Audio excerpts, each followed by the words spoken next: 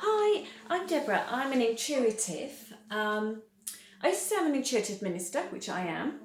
I take intuitive funerals, I do alternative bereavement support, but I also do many other things in my 18 years of being connected to spirit.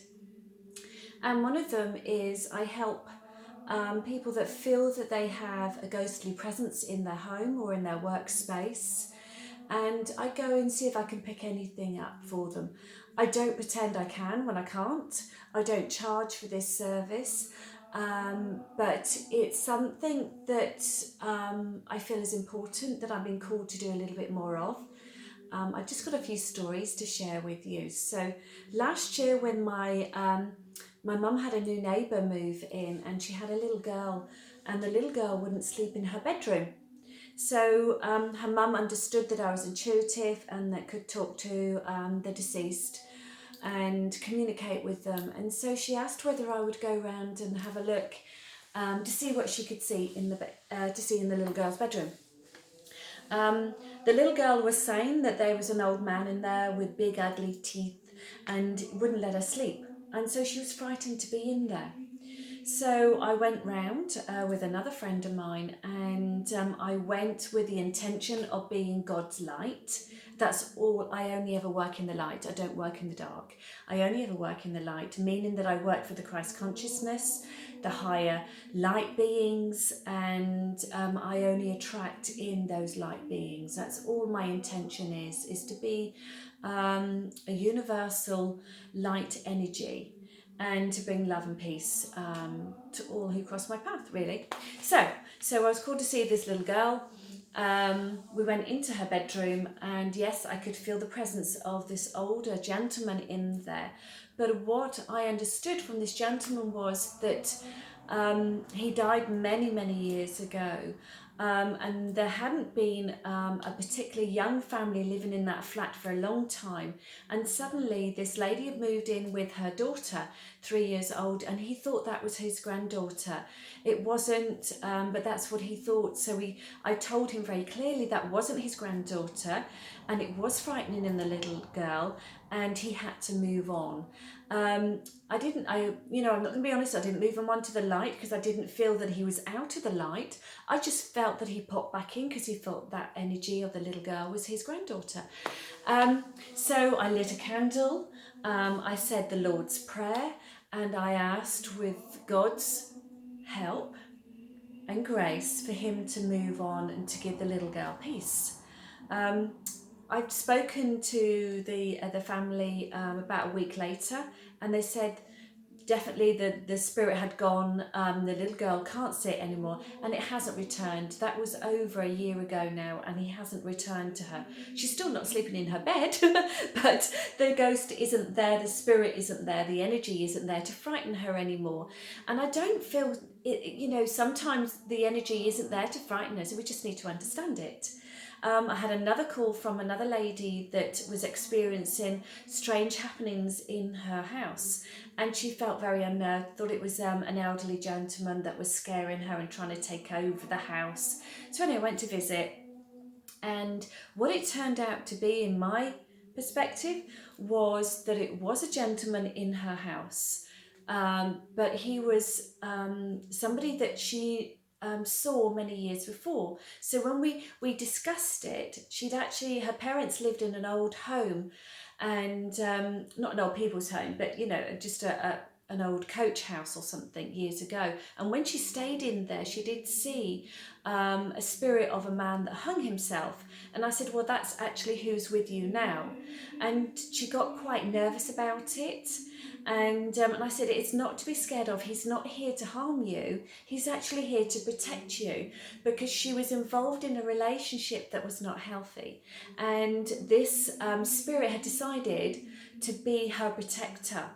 And he was only going to be with her for 5 years. That's the information he told me. He was 52. He committed suicide. He didn't tell me why, and that wasn't for me to know. All I needed to know why he was visiting the lady that I'd come to see and how we could help the situation.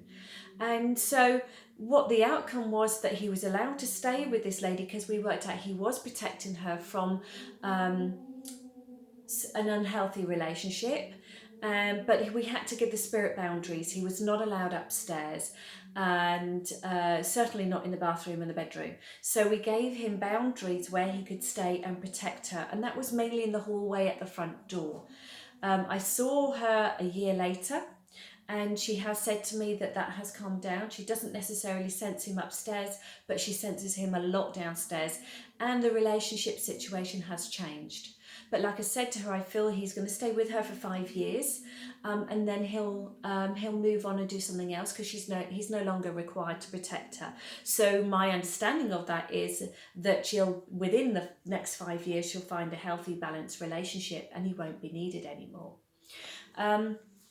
What else have I done? When I go to places that people say have been haunted, quite often I can feel the energy of something, feel what's happening, what's going on, and quite often I'm right.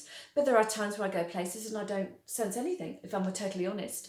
I went to Jersey last year, and I went with a good friend of mine, where she lived out there for a little while, and we went on this ghostly, mythical walk thing. And so we spent 2 hours in the dark walking around parts of Jersey Island.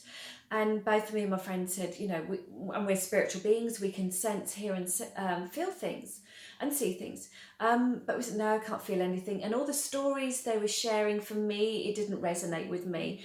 I'm not saying it didn't happen, but what I'm saying is I just didn't feel the energy there for me.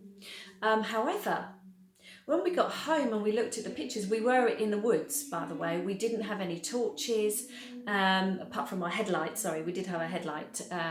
We didn't have any street lights, that's what I'm trying to say. And we had amazing pictures afterwards of blue light, purple light portals, and you could see entities in these portals, which was quite stunning. And then there was a picture of myself and my friend, and one picture you could see us very clearly, and then a second later the picture was taken again, and we were all blotted out with white orbs or white beings, and you could hardly see us. So although we don't think there's beings around us, they are around us all the time. And I'm trying to connect myself deeper to the higher consciousness, and so I'm beginning to feel people's consciousness even before they die. So because I do funerals, quite often weeks or sometimes months before somebody has passed, I'm beginning to get their consciousness. They're lining up with me, and I'm having a sense of their likes and their dislikes, their music choices, words.